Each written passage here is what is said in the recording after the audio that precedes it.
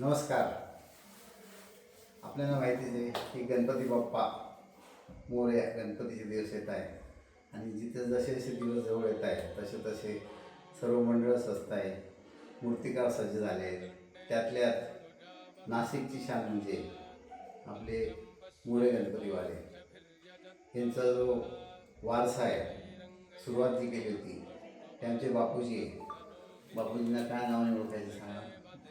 शंकरराव हरिभाऊ मोरे. शंकरराव हरिभाऊ मोरे हे जुनं नाशिक म्हणजे नाशकातील एक प्रतिष्ठित भाग कवडे गल्ली, त्या भागात ती सुरुवात झाली होती. आणि शंकररावनी नंतर जे रूढी परंपरा चालू केली त्याला आता किती वर्ष झाले? 1929 पासून सुरुवात आहे. आता मी 100 वाटचाल करतो. बरं. आता तर बापूंनंतर कोणी त्याचा वारसा घेतला? आजोबांनंतर वडिलांकडे आला सगळा विषय, शांताराम शंकर मोरे. आणि त्यांनी बऱ्याचशा गोष्टी परिस्थिती अभावीच्या करायचं राहून गेल्या. आमच्या थ्रू आम्ही प्रयत्न करतो. तुम्हाला असं कशी आवड निर्माण झाली? सर्व मुळात लहानपणापासून सगळं हेच बघायचो, करायचो. त्यामुळे ते आपसुकच आलं. आता अलीकडे ट्रेंड असं झालं आहे की the world has become a small place.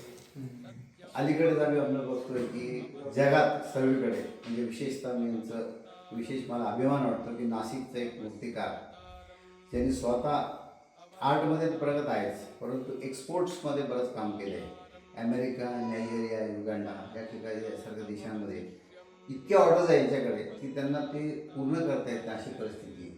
थोडंसं तुमच्या शिक्षणाबद्दल सांगाल का? या फील्डमधल्या शिक्षणाबद्दल? मी सर जे स्कूल ऑफ आर्टमध्ये शिकलो. तिथे शिल्पकलेचं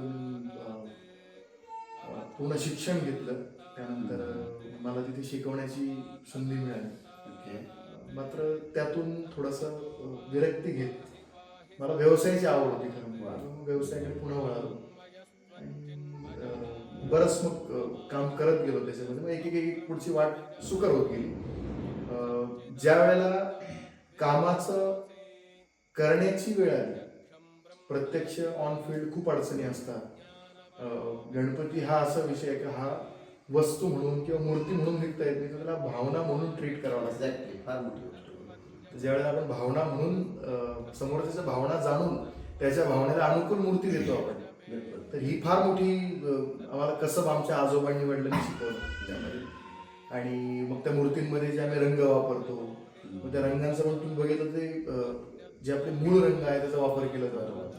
प्रत्येक मूळ रंगाचा मनावर होणारा परिणाम याच्याबद्दलचा थोडासा अभ्यास आमच्याकडे होता. त्यामुळे आमचा वापर खरंच आवडतो लोकांना, असं आम्हाला तरी वाटतं. नाही, आवडतो म्हणण्यापेक्षा आता जो ट्रेंड झाला आहे की इको फ्रेंडली गणपती. सगळ्यात पहिले तर हा शाडू मातीचा गणपती, तो काही प्लास्टर करायचं नव्हे. दुसरा म्हणजे साच्यात बनलेले गणपती नव्हे. हा एक कलाकुसर करून म्हणजे डोळ्यांची डिझाईन, ते गणपती सोंड, बाप्पांची सोंड, बाकी यातल्या आणि त्यातल्या जसं ते आता विसर्जनाकडे आपला कल कमी झाला आहे, तर ते हे घराच्या अंगणातच हे राहा. तर त्याच्याबद्दल तुमचं ते मधले इन्ग्रेडियंट काय, त्याबद्दल थोडंसं सांगा ना. मधले इन्ग्रेडियंट काय?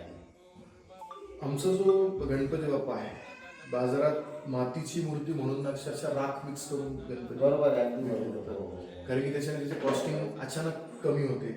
अगदी 1/10 पर्यंत कॉस्टिंग येते. त्यामुळे बाजारात आपल्याला ते गणपती स्वस्तात मिळतं मातीचे म्हणून. मात्र ते पर्यावरणीय दृष्टीने खूप हानिकारक आहे.